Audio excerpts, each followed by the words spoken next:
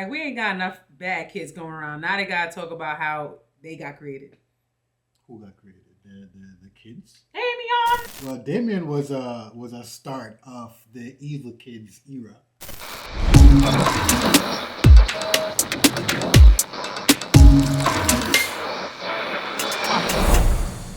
What's up, Geek Gang? I'm Lainey. Geek folks, I am Jay, and today we're going to be talking about. There's so much things to talk about with this movie because I kind of did not like it, but it was a good movie. It not really. That's interesting. No, it's not really a good movie to me. Hold on. Let me try and make sense to it. Which is it? I don't like it, but it's an okay movie. If that makes sense. We're gonna talk about it. Let's go talk about it. Let's talk about it.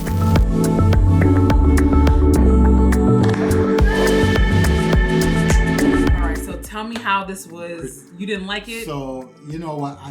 I didn't like it for more than one reason. First thing first, I mean, even though it had its weird moments, it was a bit boring.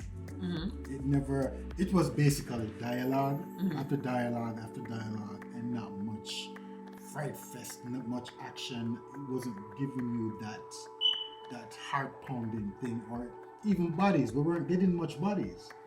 You know, from the beginning of the movie. But the bodies you got. No, hold on. But from the start of the movie, you know, I was thinking that, wow, we're going to get our first body.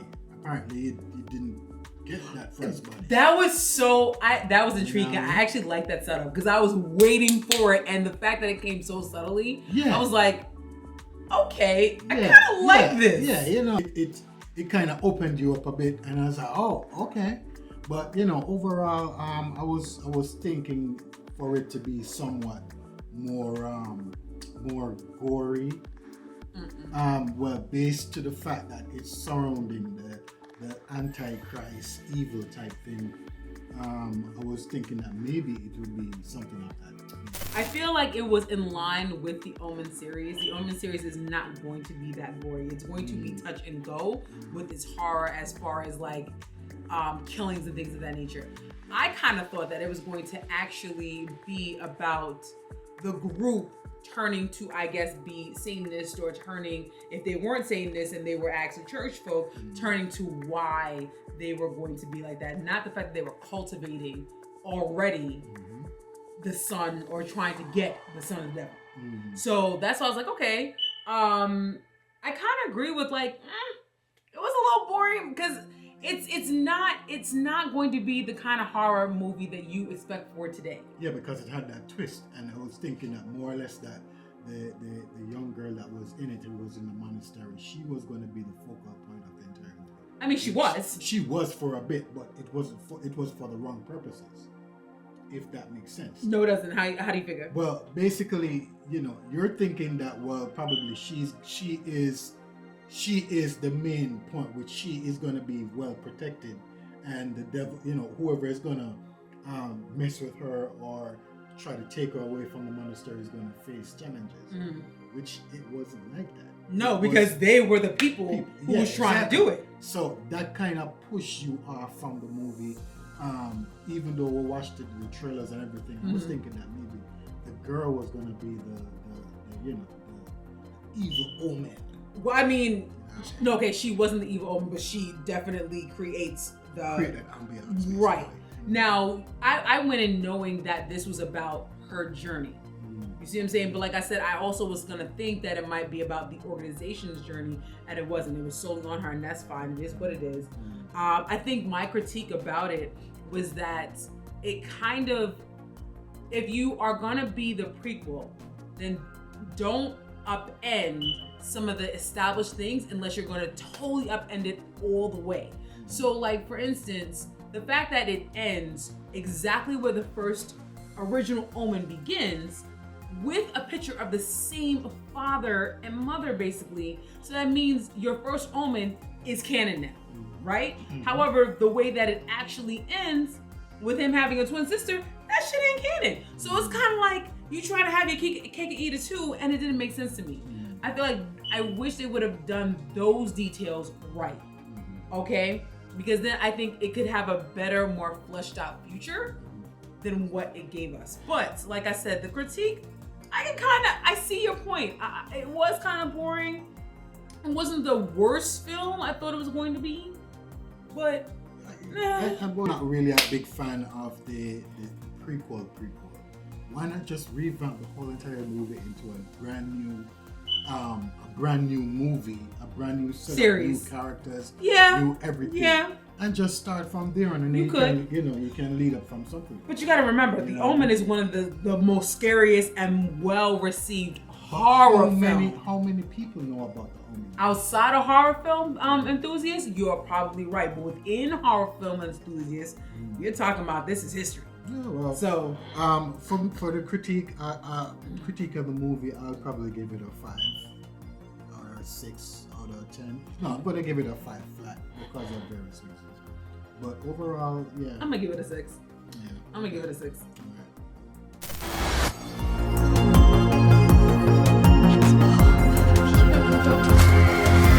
The acting is pretty much very good. Okay. I gotta give the acting, especially for Nell Tiger. She did a wonderful the lead actress. Yeah. She carried that shit on her back. She gave a wonderful She carried that shit on her back. That scene where they got into the car accident and she came out.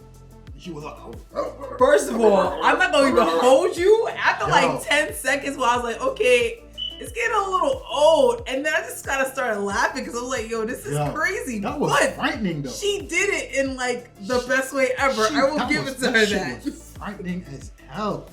You know what I mean? I'm like, yo, how the hell you do that? She did it with a straight face, yo. Yeah, right. Yeah, I know people around her like, yo, this shit is funny. Because like I said, I started laughing after like 15 seconds. I was like, yeah. And when are we gonna get to the end? Funny enough, her emotions throughout the entire movie kind of brought some relevance of what her character is supposed to bring to the movie, and that alone bring everything that is needed for the movie to carry.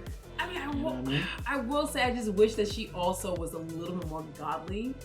I felt like she was more of an everyday kind of person. To me, I think, and not really a nun. I know she wasn't a nun yet, but but she's like, she just came because to what I believe it is like she just started going into the nun thing. I don't think so. No, why I said that is because with her being at the nightclub, it's like she's trying to battle the shit out of her. Yeah, it's like she was trying to battle the idea of being a nun and just say, you know what, let me just have this last fling and just call it a night. And you know, she did what she did. I don't know. I feel like she was even just coerced into that because at first she was very hesitant about even going out. Yeah, and the way she was dressed. Yeah, but remember that she was heading into the church, so her entire emotion was just that the fact that she's going to be serving the Lord and all that. She don't want to go back into the world of sinning. You know what I mean? So she had to like rethink her actions and everything. Yeah. And then she just, you know, when the guy was in the dance floor and he was like doing all that shit, she was like considering. I know you like that dance. Should I do that? Should I just get up and do it? But trust me, her acting, I would give her acting a 9 out of 10. She carried the film, you know what I mean? absolutely. So, yeah, definitely. And then the supporting characters were pretty much okay. Definitely. I didn't have an issue with it. Yeah, definitely. Ishtar Curry was the nun that burnt herself alive. Oh, I liked her. The bleach eyebrows. Yeah, she looked weird as fuck. She looked horrible. You know, and you know what I mean? Her, she looked frightening as a nun. And how that's true. Yeah, that's true. Appearance that's very true. Looked around the girl with the 666 in her the top of her mouth. Yeah, she looked really frightening. I will say that I feel like that was a throwback that was just didn't need to happen because I just really don't know why. Yeah, because it the literally same scene, basically. Yeah, I was about to say it literally happened in the original, and I'm fine. But I'm just like, you're just throwing it in to throw it in, you know. And then like even the guy who got we'll talk about that in visual. You know what? We'll wait because that's gonna be in visual effects. So yeah, but so 9 out of 10 for the acting. I can agree with that too. Yeah. This child is his.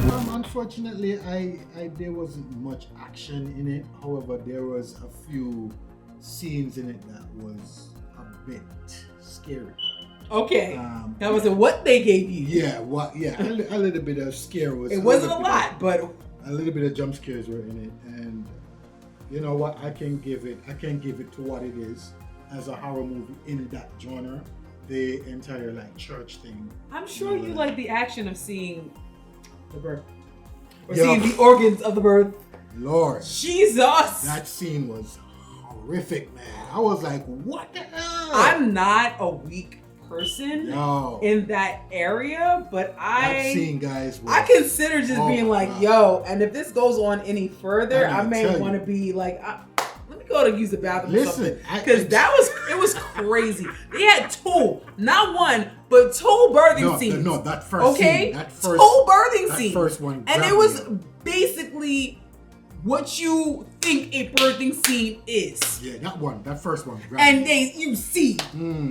Okay, and the second one, yo, if you had a C-section and you wonder what the fuck was going on, if you was either knocked out, you ain't see, bruh. I came home, I said, is that what y'all see? And it's so funny because I wanted to see more stuff like that. For real, there was not. You need to watch Terrifier. There wasn't much, and for a movie that I'll also have them bringing on the jackal to have sex with the female, and you know I was hoping to see a lot more stuff going on within the movie. Fun fact: they said in the original that was the mother who was the jackal and not the father, so that's another kind of basically. But anyway, for the action for that scene, I mean not for the entire movie, there wasn't much action scenes, there wasn't much geeky scenes, but for that one scene, that one birthing scene, that shit grabbed me. I will definitely give that a 9 out of 10. I'm gonna give it the same only because of how real it looked. Yeah, definitely. And that goes into like our visual effects thought process. How do you control people who no longer believe? You create something to fear. I mean, like, the visual effects process, yo. I don't know how they do it. It looks like a prosthetic DJ. Something. But oh my god. No, because you know it's so funny. It's so funny because I was watching the scene. I was like, the lady was on the table and she was doing it, and you know she was pushing, giving birth, whatever. And I'm like, y'all better don't do that. Y'all better don't do that. And they did it. And they front and center. Did it. Front and center. And then the second birthing scene, it was like, we want to show you what it actually looks like to do the C-section. I was like, are you serious? That baby out. Are you? And the way they did it, because that's so real. It's like the amniotic sac is actually intact. I was like, are you fucking? Yeah, man. Yo, that visual effects was beyond.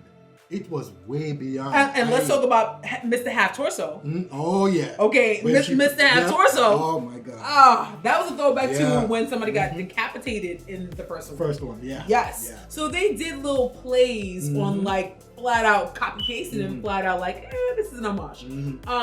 But when they did it, I thought they did it well. Yeah, they did. And it felt very much non-CGI for the most part. I mean, obviously with the jackal and things like that makes sense.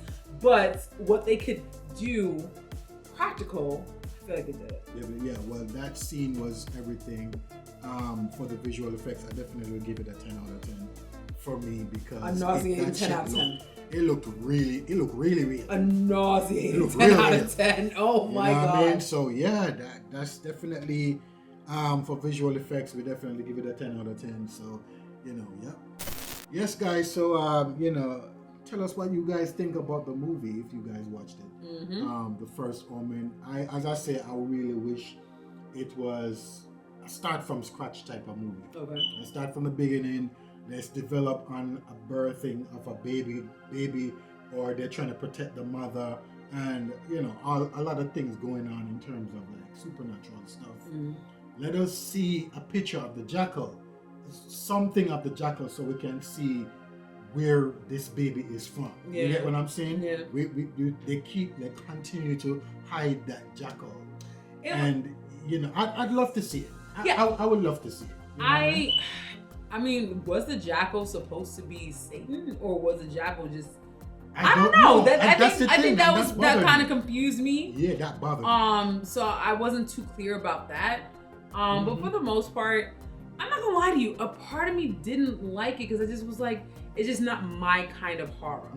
Yeah. I like horror like Thanksgiving. I like horror like Saw or Conjuring. The spiritual, religious type horror movies. I don't listen. I don't even mind that being something like oh God. And when it comes to me, I'll probably put it in the comments. Because there are spiritual horror ones, and we're not talking about Exorcist. We're talking about, you know, like the possession, the kind of possession ones. Nah, fuck. The Poltergeist will actually, nah. I was scared about that. I saw that way too young. Oh my God. But my point is, it wasn't my particular brand of horror. But now, like thinking about it, even with our discussion, I'm gonna really agree with almost everything you said. It wasn't a bad movie. It just wasn't for me. Exactly. I just don't know if I would give it a 6 out of the whole thing because there were some very, very strong parts. So I feel like